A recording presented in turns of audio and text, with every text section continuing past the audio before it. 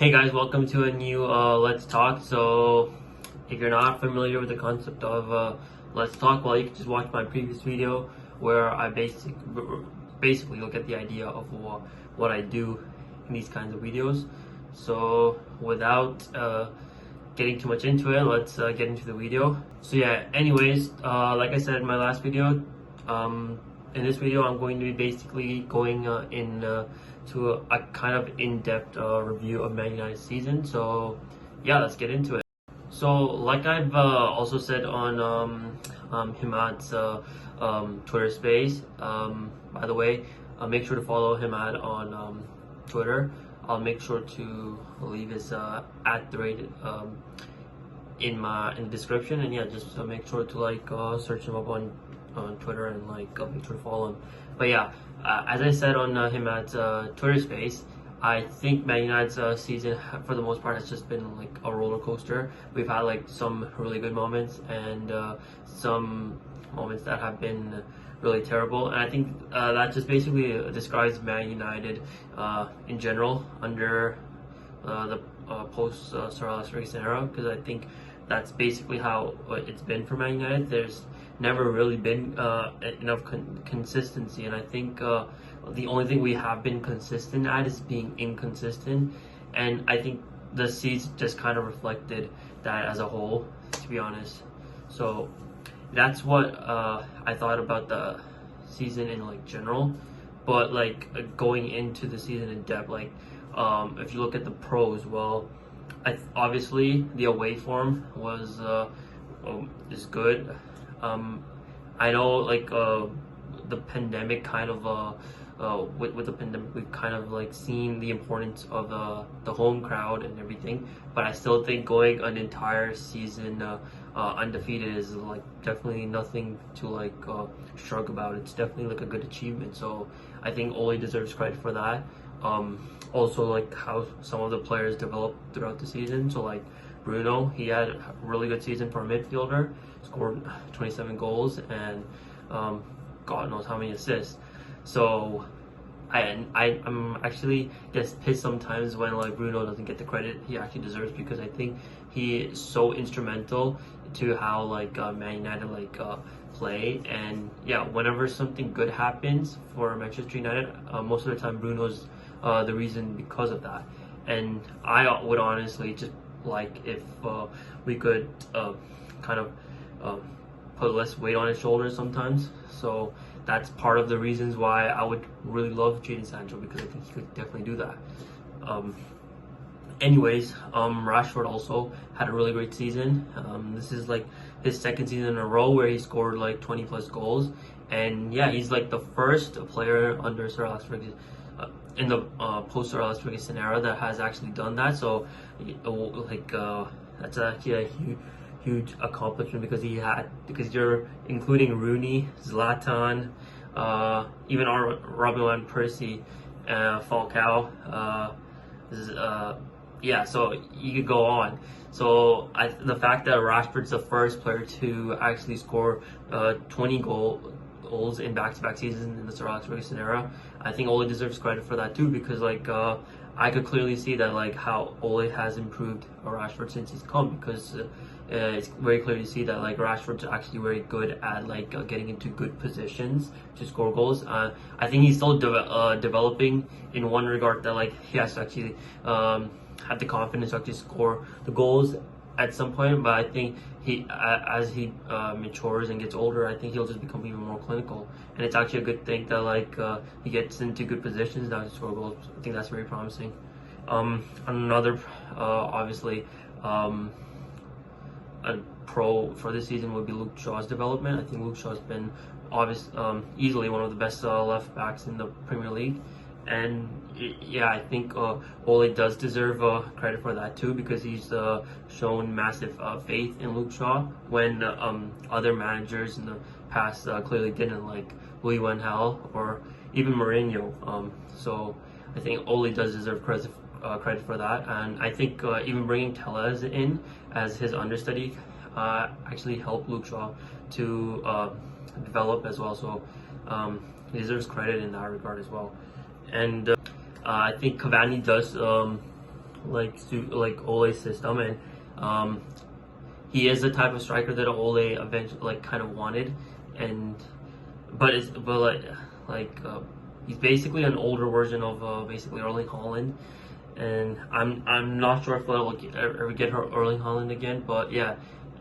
We basically get to see like glimpses of like what we could have if we had Erling Haaland, I guess. So I think Ole does deserve credit for Cavani as well. And I think another great thing about Cavani is that Greenwood, for example, gets to learn off of him, and that's actually really good for Greenwood.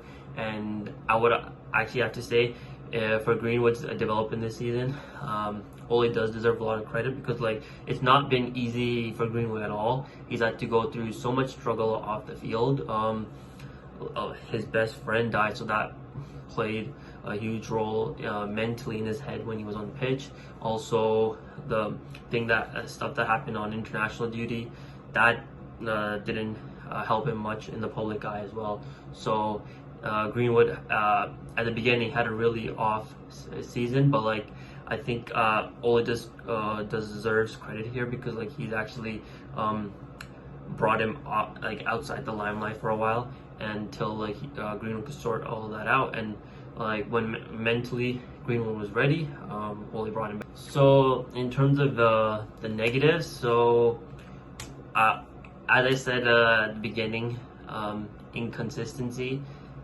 I don't. It's kind of annoying to kind of repeat this again and again, but yeah, that's been a negative for Man United this season, inconsistency, because we've never seen a consistent form from Man United, and I think that's probably the reason why we've not won any trophies, and I don't think we'll win a trophy next season either unless we sort ourselves out mentally. And I also think another negative would be the home form, because as much as Ole deserves credit for the away form, the home form has been very concerning because we look very weak at home, and you just don't feel confident of getting a win sometimes. So I think that needs to be sorted out next season, because Old Trafford's supposed to be meant to be a fortress, and right now it doesn't really look much of a fortress. So I think we need to fix that going into next season. I also thought the Champions League knockout was a huge blow, considering we were in a really good position to progress into the round of 16s, but we bottled it.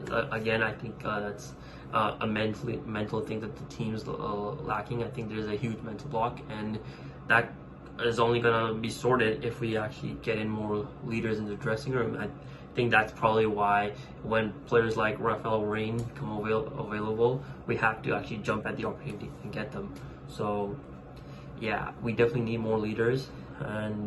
But the game that stood out for me in the Champions Knockout, and it's probably my most disappointment in the season, was the game against Istanbul.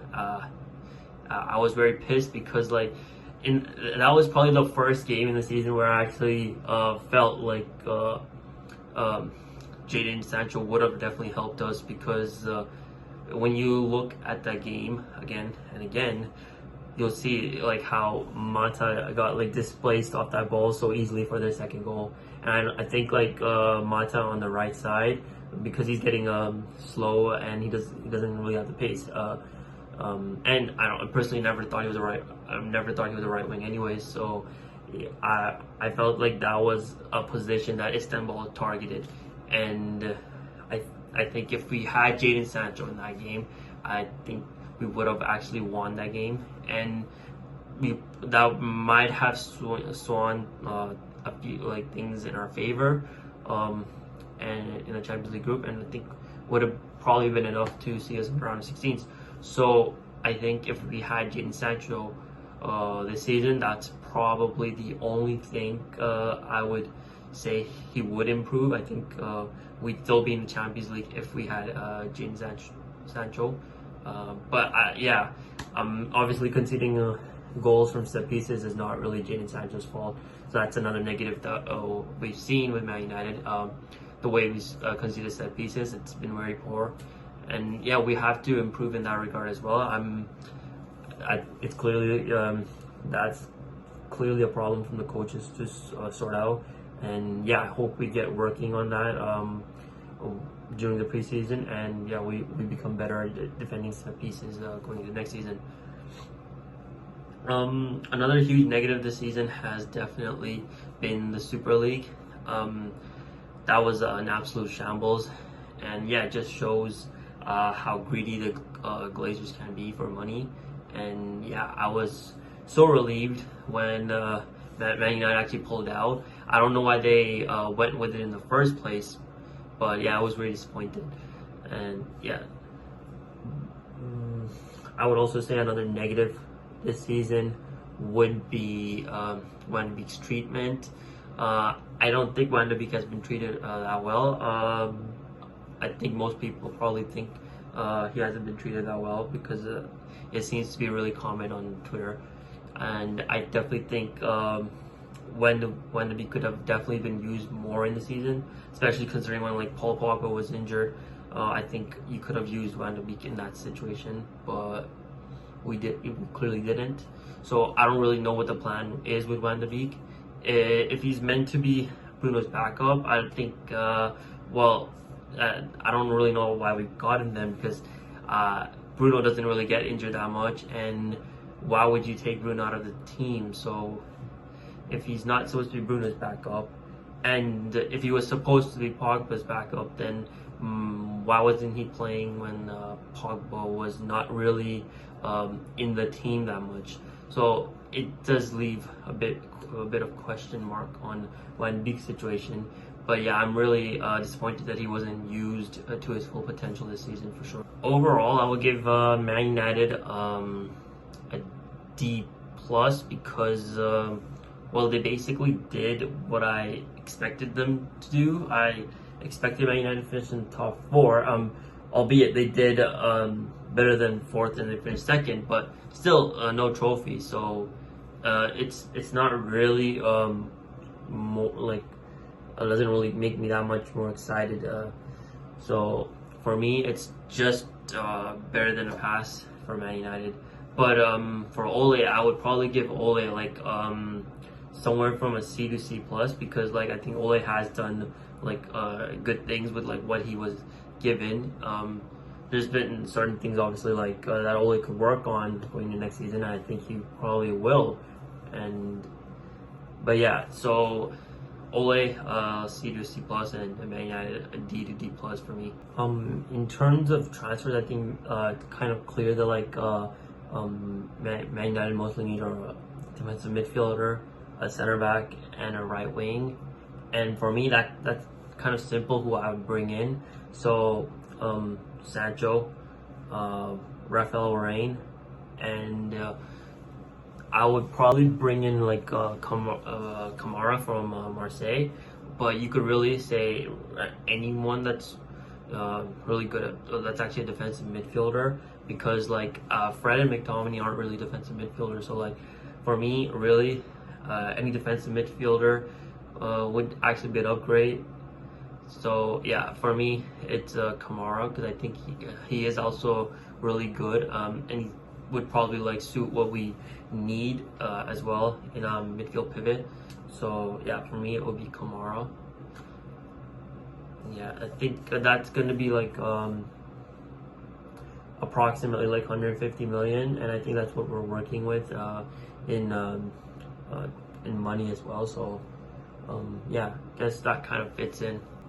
In terms of outs, I don't really want like Pogba to leave, but I think there's a good chance that he might leave, especially if we don't show ambition. I think he might like consider leaving. I think Man United probably would want to catch him, then let him go on a free. So a lot of things point to like Pogba leaving, but you never know.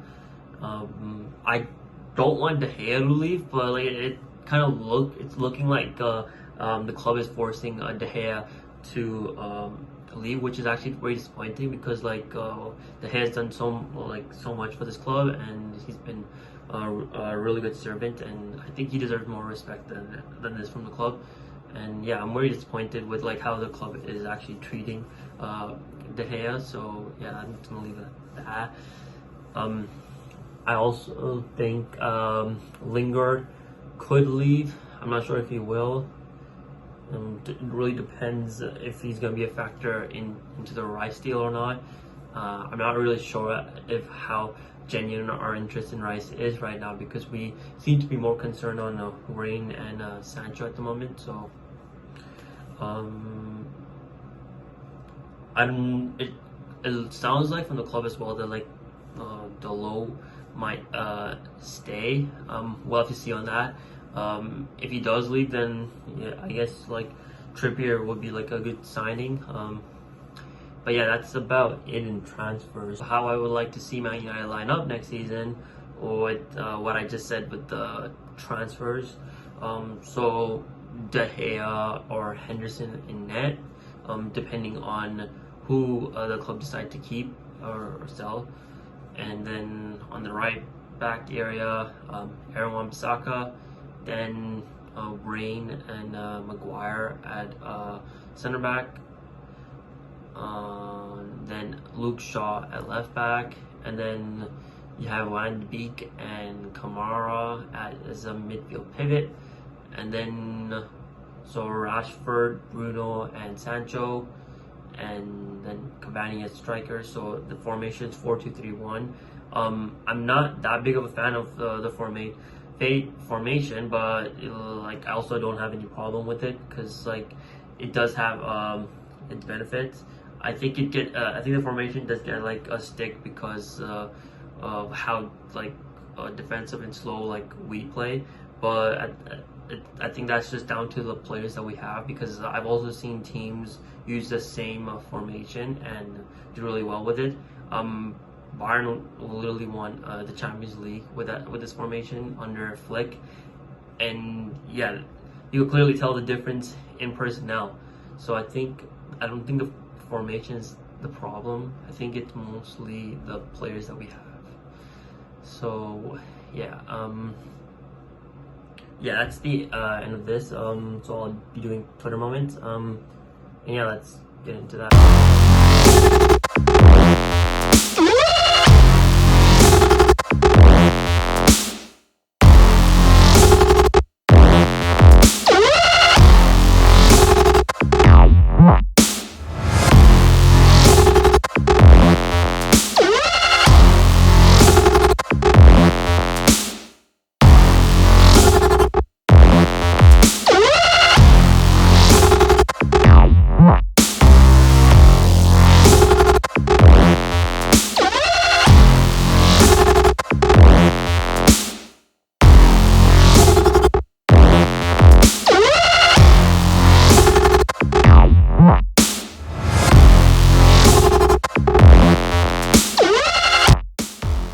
Anyways, that's the end of the video. I hope you guys enjoyed.